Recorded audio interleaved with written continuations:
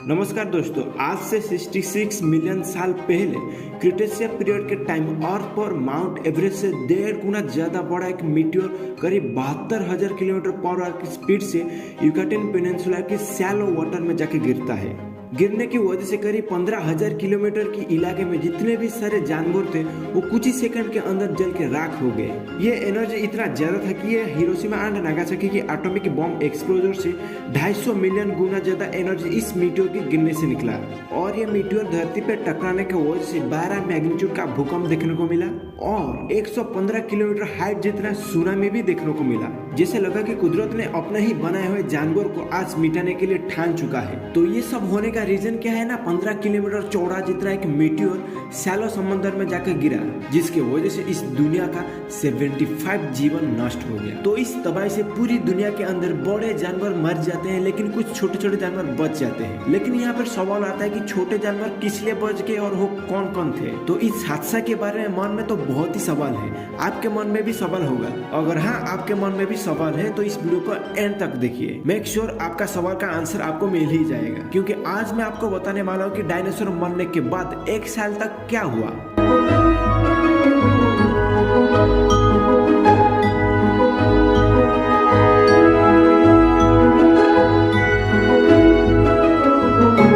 तो आज से 250 मिलियन साल पहले ट्रायसिक पीरियड आया, जिसमें दुनिया भर के सभी कॉन्टिनेंट एक जगह में थे, जिसे आज हम पांजिया नाम से जानते हैं। फिर ट्रायसिक पीरियड के 50 मिलियन साल के बाद जुरासिक पीरियड आया, जिसमें इस दुनिया को डायनासोर रूल करते थे। और उसके बाद जुरासिक पीरियड से 55 मिलियन साल के बाद क्रिएशियस पीरियड आया। तो टेक्निकली देखेंगे तो आज से 200 मिलियन साल के बाद जुरासिक पीरियड आया और आज से 145 मिलियन साल के बाद क्रिएशियस पीरियड आया। तो इसके बीच यानी कि जुरासिक पीरियड और क्रिएशियस पीरियड के बीच में 2.5 बिलियन से भी ज्यादा डायनासोर इस दुनिया में हो गए थे और ये डायनासोर करीब 90 मिलियन साल तक रूल किए। लेकिन ये सब जानवर इससे आगे रूल नहीं कर पाए। पता नहीं शायद इनके खुशहाली रूल भर जिंदगी पर किसका नजर लग गया, क्योंकि क्रिएशियस पीरियड के 90 मिलियन साल के बाद और आज से 66 मिलियन साल पहले आउट ऑफ स्पेस से 15 किलोमीटर जितना चौड़ा एक मीटियोर हमारे प्लैनेट से टकराया। तो जब ये मीटियोर हमारे वायुमंडल से टकराया तो इससे इतना बड़ा सोनिक वेव निकला, जिसमें प्लैनेट की दूसरी ओर की जानवर के कान फट गए। तो ये 15 किलोमीटर लेंथ और 460 ट्रिलियन जितना हैवी वेट मीटियोर जब 72,000 किलोमीटर पर आवर की स्पीड से हमारे प्लैनेट से टकराया तो इसका इम्पैक्ट इतना ज्यादा पड़ा कि ये जिस जगह में गिरा वहां पर 150 किलोमीटर जितना लंबा और 20 किलोमीटर जितना गहरा एक गड्ढा हो गया, जिसे आज हम चिक्सोला क्रेटर नाम से जानते हैं। ये गड्ढा इतना ज्यादा गहरा है कि इसके ऊपर 24 बुर्ज खलीफा आ सकते हैं। तो इससे सोच सकते हैं कि इस टकराव के वजह से इसमें कितना एनर्जी निकला होगा। अकॉर्डिंग टू साइंटिस्ट के रिपोर्ट के अनुसार जब ये मीटियोर गिरा करीब 15,000 किलोमीटर तक सभी पेड़ और सभी जानवर कुछ ही सेकंड के अंदर राख हो गए, उनकी हड्डी तक भी नहीं बच सका। तो इसी टकराव के वजह से सभी टेक्टोनिक प्लेट बहुत तेजी से मूवमेंट करने लगे, जिसके वजह से सभी जगह में प्लैनेट के नीचे से मैग्मा बाहर आने लगा, जिसके वजह से जमीन पर जितने भी सारे जानवर थे वो अपने आप को बचाने के लिए इधर उधर भागने लगे। लेकिन कुदरत का ये कहर उन सभी जानवर को बचा नहीं सका। टकराव के कुछ घंटे के बाद आसमान से छोटे छोटे आग की मिट्टी का टुकड़ा गिरने लगा, जिसमें सभी जंगल में आग लग गया।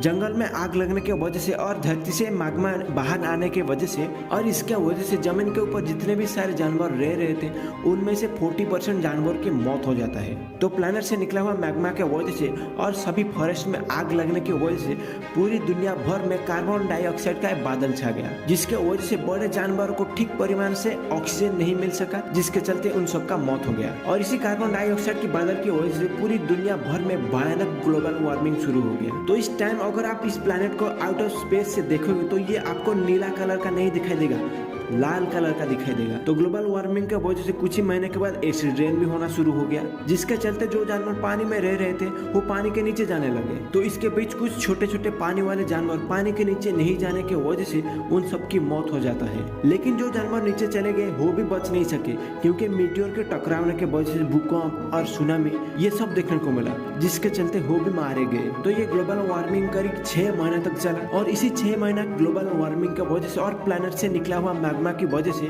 और सभी जंगलों में आग लगने की वजह से करीब 6 महीना के बाद धरती का जो टेम्परेचर है वो बहुत ही ज्यादा बढ़ गया, जिसके चलते जो बर्फीला इलाका था वो सब पिघलने लगे। तो बर्फ पिघलने के बाद दुनिया भर में सभी जगह में पानी छा गया। तो ये पानी आने के बाद थोड़ा सा अच्छा हुआ, क्योंकि जिस जगह में आग लग गया था और जिस जगह में मैग्मा निकल रहा था वो सभी जगह में ये पानी इन सभी आग को बुझा देता है। तो आग बुझने के बाद जो जानवर बच गए थे वो थोड़ी देर के लिए शांति से बाहर आ सके, लेकिन इनके शांति के ऊपर भी किसी का नजर लग गया, जिसके चलते करीब इस प्लेनेट में 75% की जीवन पूरी तरह खत्म हो गया। क्योंकि प्लेनेट के ऊपर जो कार्बन डाइऑक्साइड का बादल है उसके वजह से सूर्य की किरण पृथ्वी पे नहीं आ सका, जिसके चलते पेड़ पौधे ग्रो नहीं हो पाए। अगर धरती में पेड़ और पौधे नहीं रहेंगे तो ऑक्सीजन कैसे निकलेगा? इसलिए जो जानवर बच गए थे और उनमें से जितने भी सारे बड़े जानवर थे वो सब मारे जाते। तो कुछ ही महीने के बाद जब धरती में सूर्य की किरण नहीं पड़ा तो धरती का जो टेम्परेचर हो काफी गिरावट देखने को मिला। तो धरती में सूर्य की किरण ना पड़ने की वजह से धरती का टेम्परेचर इतना ज्यादा गिरने लगा,